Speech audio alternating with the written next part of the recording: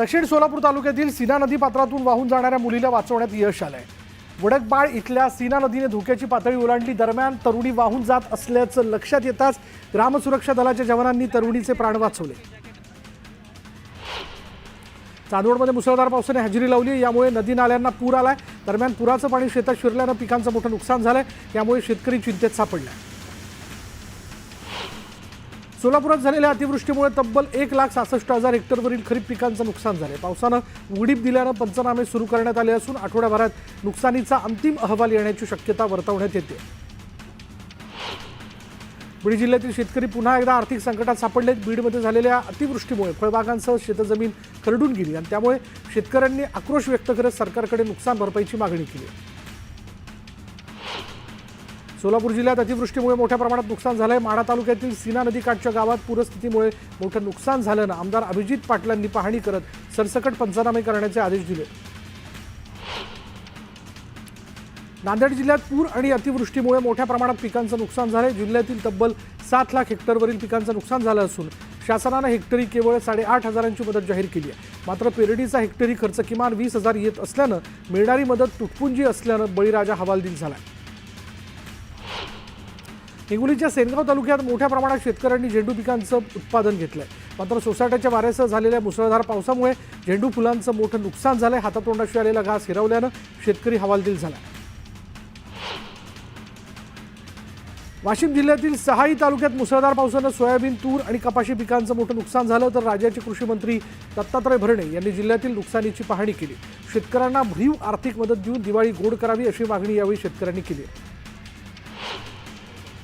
नांदेड जिल्ह्यातील पीक नुकसानीची कृषी मंत्री दत्तात्रय भरणेंनी पाहणी केली, तर शेतकऱ्यांना मदत करणार असल्याचं आश्वासन त्यांनी यावेळी दिलं।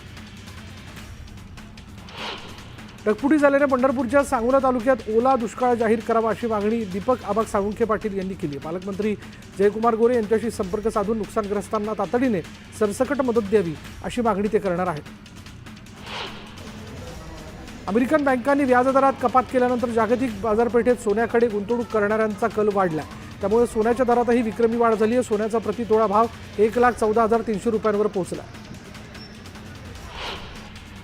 सिंधुदुर्गात मुंबई गोवा महामार्गावर तसंच ग्रामीण भागातील रस्त्यांची अवस्था दयनीय झाली आहे। या मार्गात खड्ड्यांचं साम्राज्य असल्यानं वाहन चालक त्रस्त झालेत। यावेळी याचा निषेध करण्यासाठी प्रशासनाला जाग येण्याकरता बॅनरबाजी करण्यात आली।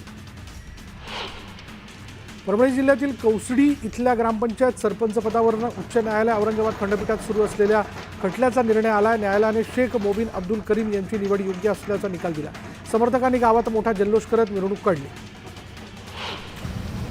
बदलापूर शहरातील वडवली, राहटोली, बारवी धरण याकडे जाणाऱ्या मुख्य रस्त्यांची अक्षरशः चाळण झाली आहे। बदलापूर, अंबरनाथ पालिका आणि MIDC प्रशासन या तिन्ही प्रशासनाच्या हद्दीच्या वादामुळे या रस्त्याकडे दुर्लक्ष केलं जातं आणि त्यामुळे खड्डे कोण भरणार या वादात रस्त्यांची दुरुस्ती केली जात नाही।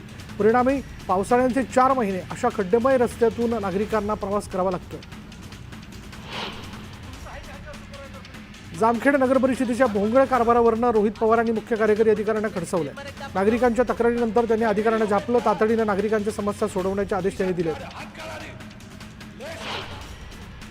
चुकीचं काम करणाऱ्या अधिकाऱ्यांना आम्ही सोडणार नाही असा इशारा रोहित पवारांनी दिला। चांगलं काम करतात त्याचा सत्कार करतो, मात्र चुकीचं काम होत असेल तर त्यांना सोडणार नाही असं रोहित पवार म्हणाले। खासदार सुनील तटकरे यांचा उद्या कर्जतमध्ये सत्कार सोहळा आयोजित करण्यात आला। यावेळी राष्ट्रवादीच्या वतीने जोरदार शक्ती प्रदर्शन केलं जाणार आहे। आगामी स्थानिक स्वराज्य संस्थांच्या निवडणुकीच्या पार्श्वभूमीवर या सोहळ्याला महत्त्व प्राप्त झालं असून राष्ट्रवादीचे प्रमुख नेते या सोहळ्याला उपस्थित राहणार आहेत। पालकमंत्री असलो नसलो तरी आम्ही काम करत राहणार, इच्छाशक्ती प्रबळ आहे। नवरात्र झाल्यानंतर त्याच्यावर मार्ग निघेल अशी प्रतिक्रिया देत भरत गोगावलेंनी पुन्हा पालकमंत्री पदाची इच्छा बोलून दाखवली। आम्ही भाजपा शिवसेना युतीसाठी प्राधान्य देणार, मात्र ती युती प्रामाणिकपणे झाली पाहिजे असं वक्तव्य आमदार संजय गायकवाड यांनी केलंय। तर स्थानिक स्वराज्य संस्थेच्या निवडणुकीसाठी 3 कोटींपर्यंत खर्च होतो असंही ते म्हणाले। आता आपण मोठ्या प्रमाणात डिजिटल ट्रान्झॅक्शनकडे चाललो आहोत आणि बँकेचे सेव्हिंग अकाउंटही आपल्याला KYC करावे लागतात। त्यामुळे लाडक्या बहिणींसाठी KYC बंधनकारक करणं यात काही गैर नाही अशी प्रतिक्रिया मंत्री चंद्रकांत पाटलांनी व्यक्त केली। मुख्यमंत्री जेव्हा सांगतात तेव्हा सर्वांनी ऐकलंच पाहिजे। मुख्यमंत्री फडणवीसांनी पडळकरांना समज दिली आहे, त्यामुळे आता गोपीचंद पडळकर भान ठेवून बोलतील असा विश्वास दीपक केसरकरांनी व्यक्त केला। आनंद दिघेंनी ज्यावेळेस शिवसेना घराघरात पोहोचवली त्यावेळेस संजय राऊत पाळण्यात झोके घेत होते. शहाजी बापू पाटलांनी दिघेंबाबतच्या वक्तव्यावरून राऊतांवर टीका केली. संजय राऊत वारंवार आनंद दिघेंचा अपमान करत असल्याचं वक्तव्य मंत्री योगेश कदमांनी केले. दरम्यान त्यांनी राऊतांच्या वक्तव्याचा निषेध केला. भारत पाकिस्तान सामन्याच्या जाहिराती सोशल मीडियावर प्रसिद्ध करू नका असं पत्र शिवसेना उभाटाकडून सोनी वाहिनीला देण्यात आले. दरम्यान आधीच्या सामन्यात जाहिराती केल्या, मात्र आता जाहिराती करणार नाही असं आश्वासन सोनी वाहिनीकडून देण्यात आलं. मंत्री अतुल सावेंच्या कारवर दगडफेक करण्यात आल्याची घटना समोर आली. संभाजीनगरच्या पुंडलिक नगरच्या कार्यालयासमोर उभ्या असलेल्या कारवर ही दगडफेक करण्यात आली. दुपारी 12 वाजण्याच्या सुमारास एका तरुणाने ही दगडफेक केली. पोलिसांनी दगडफेक करणाऱ्याला ताब्यात घेतले. दरम्यान सावे कारमध्ये नसल्यानं मोठा अनर्थ टळला. पोलिसांकडून अधिकचा तपास सुरू आहे. पोलीस महानिरीक्षकांना गोट्या गीते हा समाजसेवक आणि सज्जन वाटतो का? त्याला एवढ्या सहजासहजी मकुकामधून का वगळला असा संतप्त सवाल विजयसिंह बांगर यांनी विचारत संताप व्यक्त केला. तर उद्या गोट्या गीतेचा समाजसेवक म्हणून पोलिसांनी सत्कार नाही केला तर नवलच असा टोलाही त्यांनी लगावला.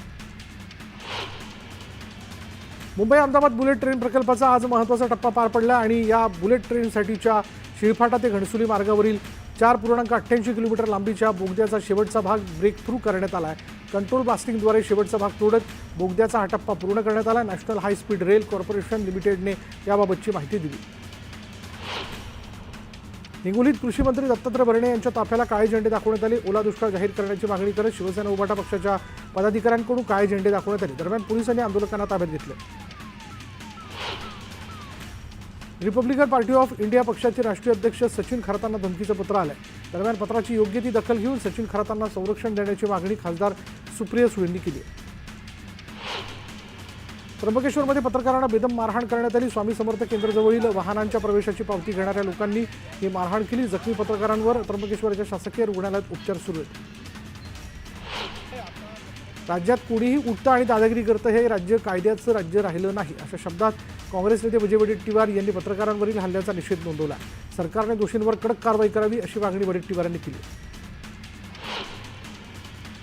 पत्रकार मारहाण प्रकरणी मुख्यमंत्री देवेंद्र फडणवीस यांनी कठोर कारवाईचे आदेश दिले आहेत. नाशिकच्या जिल्हाधिकाऱ्यांना फोन करून दोषींवर कडक कारवाई करा असे निर्देश मुख्यमंत्री देवेंद्र फडणवीस यांनी दिलेत. पत्रकारांचं काम करतात, कोणीही कायदा हातात घेता कामा नये. मात्र मी पोलीस अधिकाऱ्यांशी बोलतोय.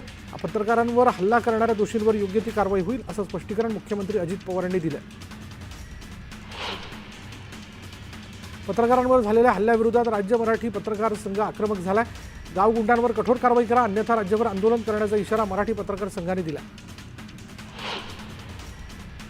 सोलापुरातील एका सराईत गुन्हेगाराने तडीपारीच्या नोटीसला कोर्टात आव्हान दिलं होतं. कोर्टाने गुन्हेगाराला 1 लाखांचा दंड ठोठावला. इब्राहिम खाजासाब कुरेशी असं सराईत गुन्हेगाराचं नाव आहे.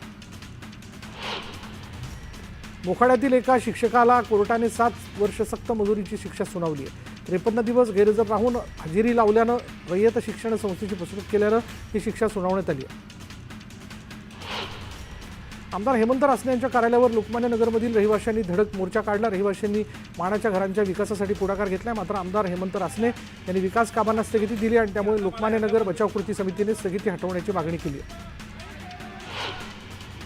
गोपीचंद पडळकरांचा अहंकार वाढल्याचं वक्तव्य रोहित पवार यांनी केलं. पडळकरांनी जयंत पाटलांबाबत केलेल्या वक्तव्याचा त्यांनी निषेध केला. गोपीचंद पडळकरांना वरिष्ठांनी समज दिलेली आहे. जयंत पाटलांविरोधात केलेल्या वक्तव्यावरून रावसाहेब दानवेंनी ही प्रतिक्रिया दिली. गोपीचंद पडळकरांविरोधात कोपरगाव शहरात निषेध आंदोलन करण्यात आलं. पडळकरांच्या फोटोला जोडे मारत जोरदार घोषणाबाजी करण्यात आली. साताऱ्यात शरद पवारांच्या राष्ट्रवादीने गोपीचंद पडळकरांविरोधात निषेध आंदोलन केलं. यावेळी कार्यकर्त्यांनी पडळकरांच्या प्रतिमेला जोडे मारून जोरदार घोषणाबाजी केली. गोपीचंद पडळकरांच्या विरोधात राज्यभर आंदोलन सुरू असताना सांगलीत पडळकरांच्या समर्थकांनी प्रति आंदोलनास सुरुवात केली आहे. पडळकरांच्या 30 फुटी पोस्टरला दुग्धाभिषेक घालून पडळकरांचं समर्थन केलं. बंजारा समाजाला एसटी आरक्षणात समाविष्ट करण्याच्या मागणीसाठी बंजारा समाजाचे नेते गोरखनाथ राठोड यांनी मागील 6 दिवसांपासून उपोषण केलं होतं. अखेर भाजप आमदार संजय केनेकर यांनी मध्यस्थी करत काही मागण्या मान्य केल्यानंतर हे उपोषण स्थगित करण्यात आलं. छत्रपती संभाजीनगरात 105 वर्षीय स्वातंत्र्य सैनिकांचं अखेर उपोषण सुटलं. आमदार संजय केनेकर यांनी मुख्यमंत्री फडणवीस यांच्या भेटीचं आश्वासन दिल्यानंतर हे उपोषण सोडण्यात आलं. पुण्यात जपानी मराठी इंग्रजी शब्दकोशाचं प्रकाशन करण्यात आलं। जपानचे वाणिज्य दूतावास प्रमुख यागी कोजींच्या उपस्थितीत हा प्रकाशन सोहळा संपन्न झाला। अकोल्यातील डॉक्टर पंजाबराव देशमुख कृषी विद्यापीठात आयोजित करण्यात आलेल्या 3 दिवसीय शिवार फेरीला शेतकऱ्यांनी उत्स्फूर्त प्रतिसाद दिला। या फेरीच्या माध्यमातून शेतकऱ्यांना विविध पिकांची प्रत्यक्ष पाहणी करण्याची संधी उपलब्ध करून देण्यात आली। छत्रपती संभाजीनगरच्या कडेठाण इथल्या श्री महालक्ष्मी देवीच्या नवरात्र महोत्सवाची जय्यत तयारी सुरू आहे। मंदिर परिसर स्वच्छ आणि सुंदर करण्यात आला। भव्य रंगरंगोटीने मंदिर उजळून निघालेला बघायला मिळतोय। 9 दिवस वेगवेगळ्या रूपांचं दर्शन यावेळी होणार आहे। शिर्डीच्या साईबाबांच्या समाधीचं मधुर भांडारकर यांनी दर्शन घेतलं। यावेळी त्यांनी पूजा केली। दरम्यान मंदिर संस्थांकडून त्यांचा सत्कारही करण्यात आला। गोंदियाच्या सूर्या टोला इथल्या 25 तरुण डोंगरगडच्या दर्शनासाठी पायी निघालेत। सूर्या टोला ते डोंगरगड पायदळ यात्रा करून पहिल्या दिवशी मातेचं दर्शन करणार आहेत। वाशीमध्ये लग्नाच्या नावाखाली फसवणूक करणाऱ्या 4 जणांच्या टोळीला पोलिसांनी अटक केली। त्यांच्याकडून दागिन्यांसह 1,25,000ची रक्कम जप्त करण्यात आली। लग्नाच्या पहिल्याच रात्री दागिने घेऊन नवरी पसार झाली होती। कर्जतच्या गवळवाडीमध्ये भरधाव ट्रॅक्टर नदीत कोसळला। यात ट्रॅक्टर चालकाचा मृत्यू झाला। संकेत बार्शी असं मृत्यू झालेल्या चालकाचं नाव आहे। लातूर शहरातील औसा रोडवर कारमधून चोरट्यांनी रक्कम लंपास केली आणि यावेळी चोरट्यांनी कारमधून 29,70,000ची रक्कम चोरली आहे। चोरीची संपूर्ण घटना सीसीटीव्ही कॅमेऱ्यात कैद झाली। महाड तालुक्यातील कुर्ले गावात भटक्या कुत्र्याने 3 ग्रामस्थांवर हल्ला केला। या हल्ल्यात 2 महिला आणि 1 तरुण जखमी झाला। या तिघांवर माणगाव उपजिल्हा रुग्णालयात उपचार सुरू आहेत। कारवरील नियंत्रण सुटल्यानं परभणीच्या जिंतूर शहराजवळ कारचा अपघात झाला। या अपघातात 2 जण गंभीर जखमी झाले असून जखमींवर जिल्हा शासकीय रुग्णालयात उपचार सुरू आहेत। भिवंडी बडपे मार्गावर भरधाव कारने एका दुचाकीला जोरदार धडक दिली। यात 2 जण गंभीर जखमी झाले। अपघाताची संपूर्ण घटना सीसीटीव्ही कॅमेऱ्यात कैद झाली आहे। जखमी दोघांवर रुग्णालयात उपचार सुरू आहेत। सांगोल्यात 3 जण पाण्यात वाहून गेल्याची घटना घडली। यातील एकाचा मृत्यू झाला। दरम्यान 2 जणांचा शोध घेण्यात येतोय। गोंदियामध्ये लाचखोर सहाय्यक अधीक्षकावर एसीबीने कारवाई केली। पेन्शन रजेची आणि इतर कामाकरता 1,50,000 रुपये लाचेची मागणी करताना रंगेहात अटक करण्यात आली। मनोज बाबूलाल जांभूळकर असं अटक केलेल्या अधिकाऱ्याचं नाव आहे।